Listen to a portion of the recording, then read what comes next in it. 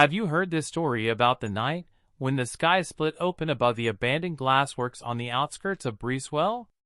It began on a late October evening when the wind crept like a restless spirit along the cracked asphalt roads, tugging at every rusted sign and broken fence as though whispering a warning. The air smelled of cold iron and wet leaves, and each gust carried with it a distant ringing, thin, metallic, almost musical. I remember pausing, my flashlight jittering in my trembling hand, wondering if the sound was real or a trick of the wind. But deep inside, a tight knot of curiosity twisted against my ribs, insisting that some truths were worth the fear they demanded. The old glassworks loomed ahead, a sprawling complex of shattered windows and collapsed roofs, its silhouette a jagged crown against the purple horizon. I had been assigned to document urban decay for a local history project, but the deeper reason I came was that I couldn't silence the rumors. Lights moving behind boarded windows, shadows shifting along vacant rafters, voices echoing without a source. People swore the factory came alive on certain nights, breathing cold air and humming with unseen activity. I told myself it was nonsense, yet as I approached the rust-eaten gate, my chest tightened with dread that felt too tangible to ignore. The gate groaned open, metal scraping stone, like a wounded animal. Inside, the large courtyard stretched beneath a sky thick with trembling clouds. Puddles of black water reflected my flashlight, distorting my reflection until it looked like a stranger was staring back, wide-eyed, anxious, unprepared.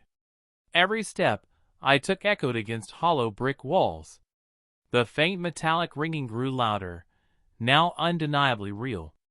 It pulsed in rhythmic waves, like someone striking crystal in slow, deliberate intervals. "What am I doing here?"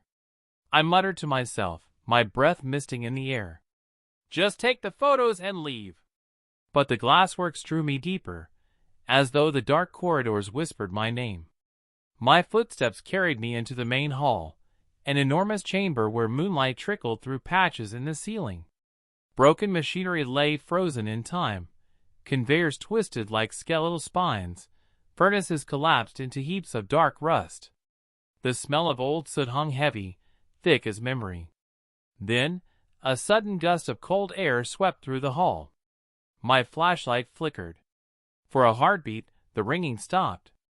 The silence that followed felt wrong, so total it smothered even my own thoughts. My skin prickled, as though unseen eyes pressed against my back. I forced myself to breathe, to swallow the rising panic. "Just the wind," I whispered. But then I saw it. At the far end of the hall, beyond a collapsed furnace, a pale blue glow pulsed slowly, soft at first, then blooming brighter. I froze. The glow seemed to float in midair, shimmering, shifting like liquid light. My heart hammered violently against my ribs, each beat begging me to run. Yet I stood rooted to the spot, unable to tear my gaze away. The light elongated, forming something like a doorway, tall, wavering, alive. Within it, shadows twisted, writhing like smoke underwater. A whisper slithered through the air. My name. I stumbled back, nearly dropping my flashlight. "No, no, no! I didn't hear that!" I insisted, but dread clawed up my spine. The whisper came again, this time clearer, almost pleading. It was my voice, calling from within that impossible doorway of light. My pulse thundered in my ears. "This is a hallucination," I told myself. "Something leaking from old chemicals, spores, gas, something logical." But the terror blooming in my gut made the theory feel childish. The air around the glowing doorway vibrated, sending ripples through the dust and shards of glass around it. The smell changed, too. Gone was the scent of soot and rust. Instead, a sweet floral fragrance seeped through the hall, eerily out of place. The ringing returned, louder and sharper now, resonating in my bones. I felt as though the sound was reshaping the air, bending it around me. My legs trembled, my hands slick with sweat. I tried to force myself to move, but every instinct, Every primal, ancient fear kept me frozen. Then the glowing doorway flared violently, flooding the entire hall with blinding blue-white brilliance. The shadows within it surged forward like a tidal wave. And something stepped through. Its shape was vaguely human, yet impossibly elongated, its skin translucent like molten glass. Its eyes burned with soft blue fire. As it moved, its body refracted the air around it, splintering the world into fragments of broken light. I gasped, stumbling backward as the ringing became deafening. The creature tilted its head, as though studying me, and for a moment, an overwhelming sadness washed over me, a sorrow that wasn't mine. "You shouldn't be here," a voice echoed in my mind. The words weren't spoken aloud. They simply existed inside me, heavy and foreign. My breath hitched painfully. The creature raised a crystalline hand, and the world around me trembled. The hall groaned, the ceiling shuddering. "Run!" The command exploded in my mind, and suddenly my paralysis shattered. I sprinted toward the exit, boots slipping on wet concrete, lungs burning. Behind me, the creature's light flared again, and the glass machinery sang with vibrating resonance. The air rippled, as though reality were tearing open seam by seam. By the time I reached the courtyard, the sky above the factory was splitting, thin jagged lines of shimmering blue slicing through the clouds. I didn't look back. I should have. Because the story didn't end there.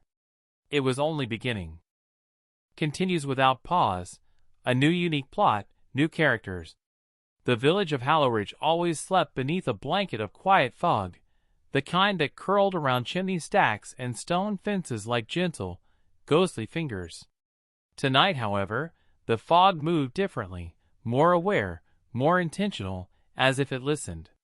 The church bell tower rose above it all, framed by a dim crescent moon that glowed like a watchful eye. And beneath that pale glow, Mira Hale tightened her cloak and quickened her pace, boots tapping nervously against the cobblestone path.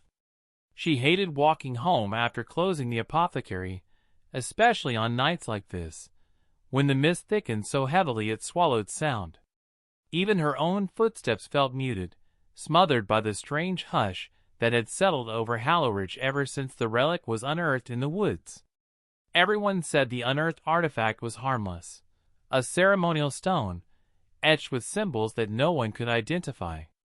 But ever since it was brought to the church for safekeeping, odd things had begun unfolding. Animals fled the village. Lanterns flickered without wind. And people whispered about figures moving inside the fog. Myra's breath trembled. "It's just nerves," she muttered. "Nothing more." But her heartbeat disagreed, pounding sharp warnings through her chest. As she neared the old iron footbridge over the creek, the fog thickened into a rolling wall. Something shifted within it. A subtle movement, a darker shape amid gray. She halted, pulse spiking. "Hello?" she called, hating how soft her voice sounded. The fog gave no reply, but the water beneath the bridge splashed once, as if disturbed by something heavy. Mira stepped back. Her fingers brushed against the small satchel dangling from her hip, inside which lay the protective charm she'd crafted earlier that day. She wasn't a believer in magic, not truly, but she was a believer in caution. The shape in the fog drifted closer, slow, deliberate. Myra's mouth went dry. She clutched the charm, a tiny carved piece of rowan wood, and whispered, "Back away, please!" The fog parted. A man stepped forward, cloaked in dripping mist. His eyes were pale, almost luminous in the dim moonlight. His clothing was torn and soaked, as though he crawled from a river. But what stopped Mira cold was the faint blue glow pulsing from a wound on his chest, light that shifted like molten stars trapped beneath his skin. "Mira Hale," he rasped, voice strained and echoing strangely. "You have to listen.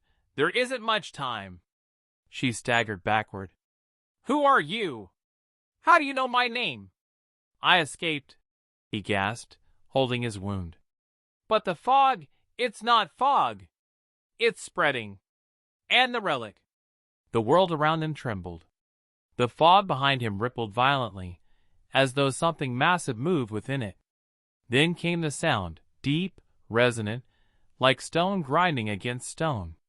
Mira froze as the mist swelled upward, forming a towering pillar. A low groan vibrated through the air. The man staggered toward her. "Run, now!" But Mira didn't run. Not immediately.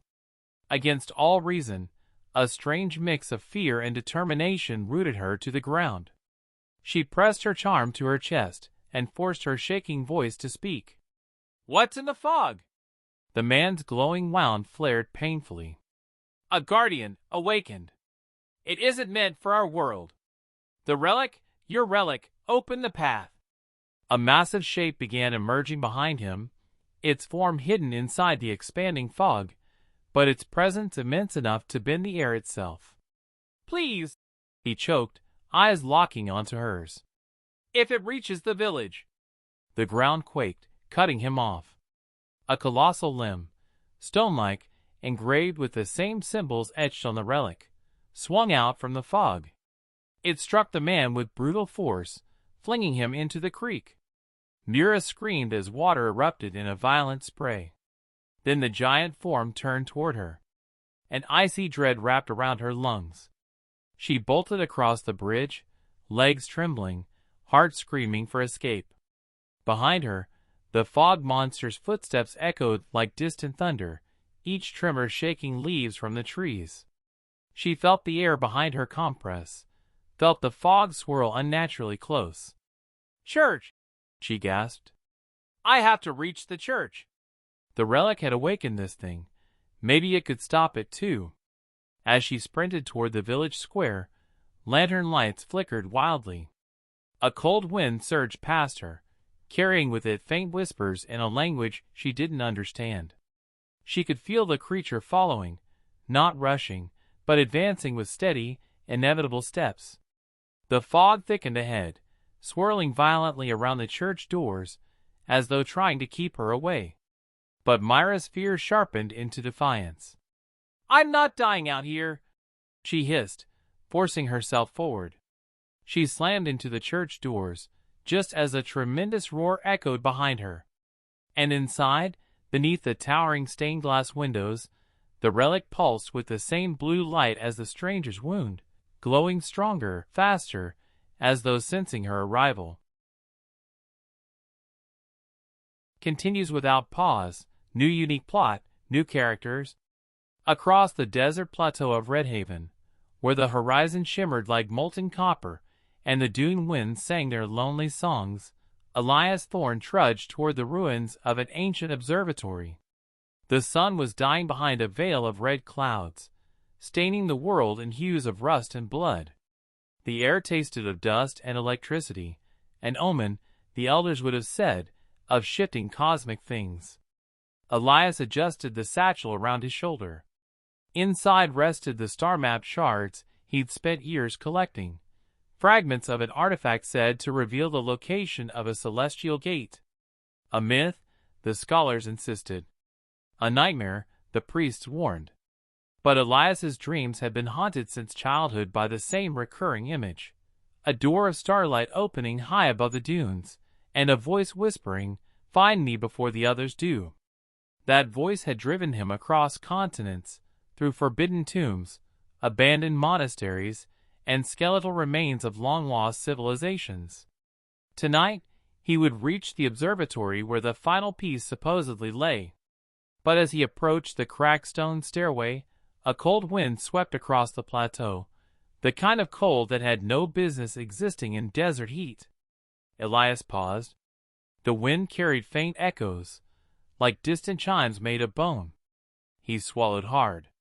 "Just the altitude playing tricks," he whispered, though doubt gnawed at him. His boots scraped against ancient stone as he climbed. The observatory rose above him, massive, circular, its roof partially collapsed, its inner halls glowing faintly with reflected moonlight. Inside, the temperature plummeted.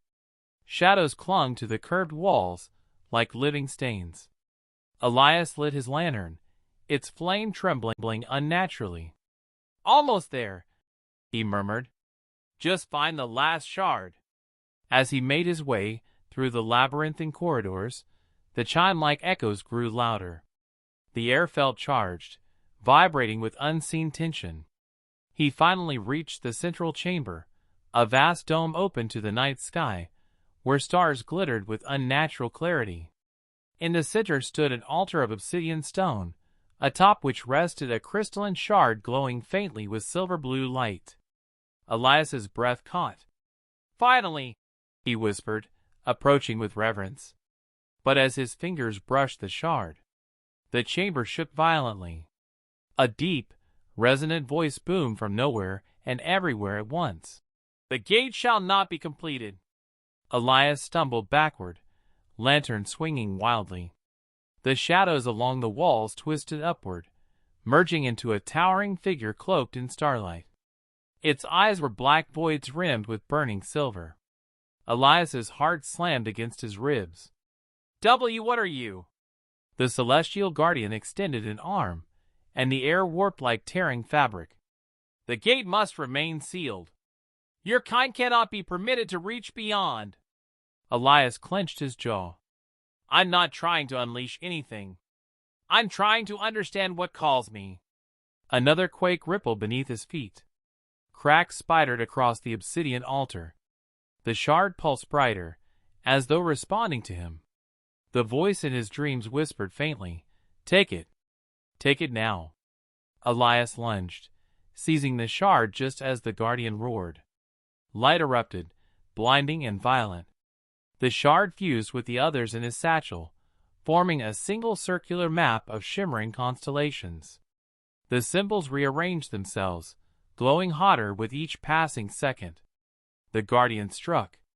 A wave of cosmic force slammed into Elias, hurling him across the chamber. Pain exploded along his ribs. But he forced himself up, coughing, gripping the completed map. "I don't care who you are," he hissed through clenched teeth. "I'm finishing this." The guardian lunged again, its form collapsing and reforming in streaks of silver fire. Elias dodged, barely, sprinting toward the dome opening.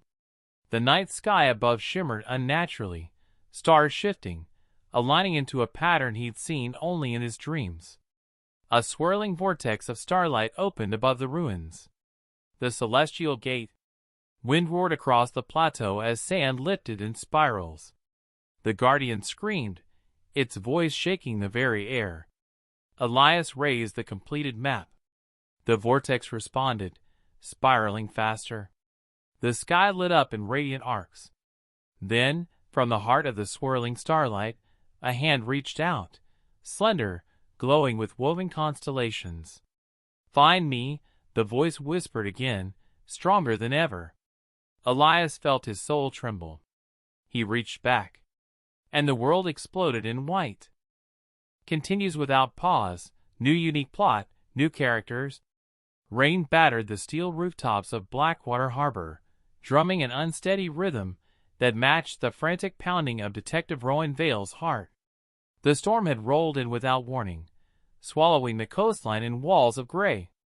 Lightning flashed, illuminating the rusted cranes and endless shipping containers stacked like forgotten tombs.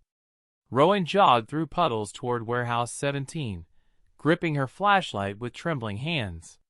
Dispatch had received a dozen calls about unnatural lights flickering inside the warehouse, accompanied by what witnesses described as howls unlike anything human.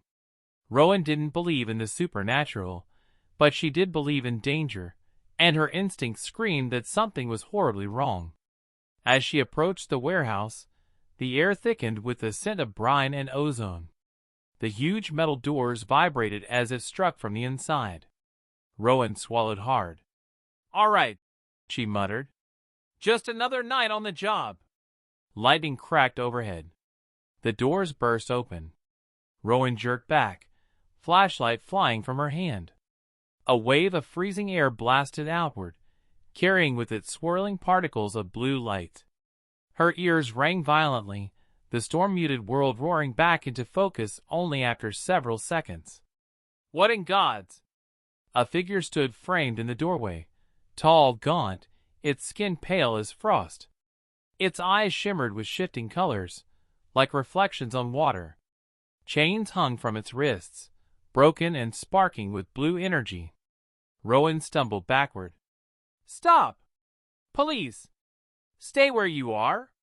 The creature tilted its head. When it spoke, its voice echoed in layered tones. "Human authority holds no weight here." Rowan's blood iced. What are you? I am the last of the bound. And you have freed me from confinement. I didn't open anything." Rowan shouted, heart hammering. The creature stepped forward, feet not touching the ground. Its presence distorted the rain around it, drops halting midair before sliding away. "This world has grown sick in my absence. The others will follow." "Others?" Rowan whispered. Thunder boomed. A second shape streaked across the sky, massive, winged, glowing like molten metal. Then a third. Then more. Rowan's mind reeled. This can't be real. The bound lifted one hand. Energy gathered in its palm, swirling like a miniature storm. "You cannot stop the convergence." Rowan reached for her gun, not out of belief that bullets would work, but out of sheer instinct for survival. The creature flicked its hand. The warehouse erupted in blue fire. Rowan dove behind a shipping container as the blast wave hurled metal crates across the harbor. Sparks rained like falling stars. Her ears rang, her lungs burned. "Move, Rowan. Move!" she screamed inwardly. Behind her, the bound floated through the storm, its chains trailing like ghostly ribbons. From the sky, more winged beings descended, their forms shimmering with violent intensity. Rowan saw one land on a crane tower, metal screeching under its weight. Another perched atop a tugboat, its glowing wings casting rippling light across the water. The bound spoke again, voice vibrating through the storm. "The veil between realms weakens. Tonight marks the beginning." Rowan forced herself to stand, gripping her gun with shaking hands. "Not if I can help it." The creature turned toward her fully, its multicolored eyes gleaming with something like curiosity. "You are brave. That is rare among your kind." Rowan's breath trembled. "Tell me how to stop you." Lightning flashed, and the bound smiled. Continues without pause, new unique plot, new characters. Ends with required sentence. High in the frost-bitten mountains of Elder Spire, where avalanches whispered like distant drums and the air shimmered with ancient magic, a young cartographer named Lisa Averin trekked toward a forbidden temple carved into the mountainside. The wind sliced across her cheeks, leaving them raw and burning. Snow crunched beneath her boots, muffling the thunderous beat of her anxious heart. She had been warned repeatedly. The temple was cursed, home to spirits that walked between worlds. But the strange map she found sealed in her grandfather's chest, etched with glowing runes, had burned with warmth when pointed toward Elder Spire. It had guided her here with quiet insistence, as though the mountain itself called her name.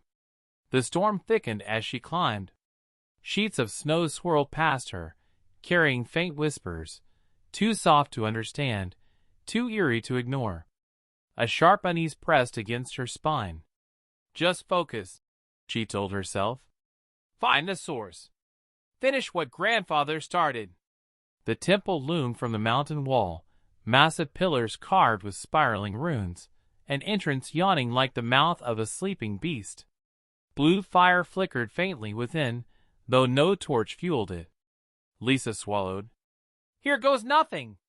Inside, the air shifted instantly, warmer, charged with static. Shadows clung to the walls and ceiling, swaying despite the absence of wind. Her footsteps echoed unnaturally, like the temple repeated them a fraction of a second later.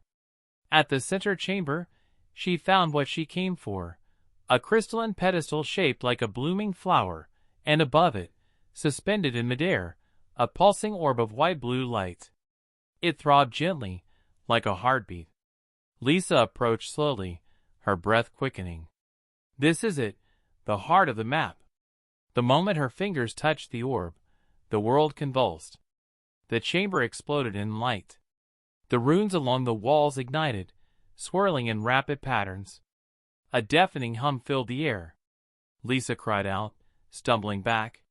From the glowing orb, a figure began forming, tall, graceful, forged of pure luminescence. Its eyes shimmered like twin stars. "Child of Averin," it intoned, voice echoing through stone. "You carry the bloodline of the Watchers." "My grandfather?" Lisa whispered. "He was one of you. He was the last guardian of the Veil. And now, the Veil collapses." The ground quaked. Dust rained from the ceiling. Lisa clutched her map. "What do you want from me?" "To decide," the being said. "The veil between worlds weakens. You may seal it forever, or open it completely." The chamber trembled again, this time with force so violent that pillars cracked. A deep roar echoed from the mountain depths, like something massive stirred beneath the stone. Lisa's pulse skyrocketed.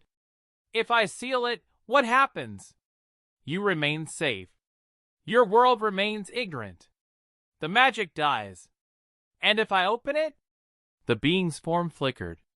"You unleash forces beyond comprehension. Wonders and horrors. Balance will shatter." Lisa stared at the orb, heart pounding. "Grandfather, what would you have done?" The storm outside intensified, winds howling through the ruined temple halls. The roar below grew louder, closer. Something was coming. Fast. The being extended its hand. "Choose! Now!" Lisa's breast shook. Her fingers tightened around the glowing map. Every instinct screamed to run, to seal the veil, to hide from the rising terror awakening beneath the mountain. But her heart whispered something else. "If magic dies," she murmured, "so does everything my family protected." She stepped forward. "I choose to open it." The being's starry eyes widened, not in anger but in awe. "So be it." The orb exploded in a surge of brilliance. Runes blazed like miniature suns. Wind roared through the temple as reality thinned like torn fabric. Through the rippling air, Lisa glimpsed impossible landscapes, floating citadels, serpents woven from night sky, rivers of molten crystal. Voices sang in languages older than mountains. And then, the veil shattered. A shockwave of magic ripped across Elder Spire, sending avalanches crashing down, lighting the sky with radiant fire. Lisa screamed as energy consumed her, lifting her from the floor. Her vision blurred. Her heartbeat pounded. Her world vanished. And somewhere in the blinding storm of creation, she understood. This was only the beginning. Leave a like and subscribe so it will be easier for us to continue releasing this kind of content.